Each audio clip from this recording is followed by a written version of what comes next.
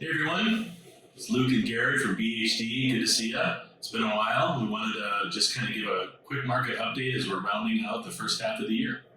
Absolutely. And regardless of what you've seen in the news, the sky is actually not falling right now.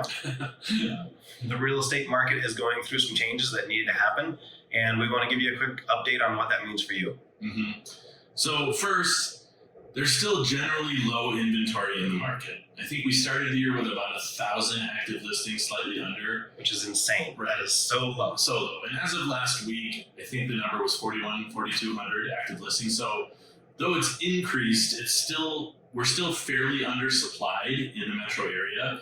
And contrary to what you might be hearing, there's a lot of buyer demand. That hasn't necessarily gone away. Yeah, there's all those buyers that didn't get into a house this spring are still there. They're just waiting to make sure that it's a good time to buy. And so as a seller, we've said it before, but sooner than later is going to be better for you as we are still in a raising interest rate climate. But it's still a great time to sell. Oh yeah. And I know we said this before, but the buyers are out there. Yeah, the buyers are out there.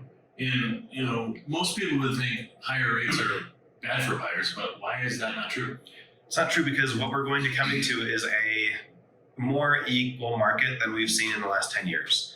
And everybody wins in an equal market. We haven't been in a great market because the market that you sell your house in is the market that you have to buy in. Yeah, good point. And it's been pretty painful for people after they sell and make a lot of money to then turn around and do the opposite when they purchase. And so if you're thinking about moving up, now is actually a really good time. And as interest rates climb, prices are going to stagnate a little bit more. And what you're going to find is that you're going to get better deals on the purchase price with a higher interest rate. And then in a year or so, you can refinance out of that higher rate and you've got a phenomenal deal on a great house. Which brings us to the last point as far as seems to be some different products and different strategies out there right now to finance your purchase. Things such as an adjustable rate mortgage, a 2-1 buy down strategy, even reverse mortgages have kind of picked back up again recently. What's your kind of general takeaway there? I think that a lot of these strategies got a bad rap after 2008, and they got blamed for what happened with the marketing just downfall in 2008, the market downfall, sorry. But what we're actually seeing is these are really useful strategies in a market where the interest rates are going up. And so if you want to know more about these, reach out to us, some of the professionals that we work with, and we can have a great conversation about how we can lower your monthly payment by hundreds of dollars using some of these strategies without it costing you more upfront.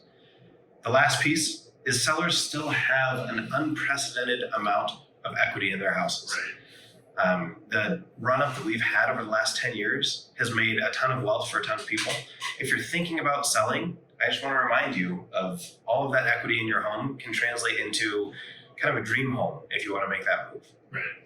And can't emphasize this enough. I mean, there's a lot of noise in the market. Just make sure you're getting it from a trustworthy source. We would love to talk to you. Give us a call at 720-443-3536. Check us out at bringhomedenver.com on Facebook and Instagram as well. We'd love to talk to you. Thank you. See ya.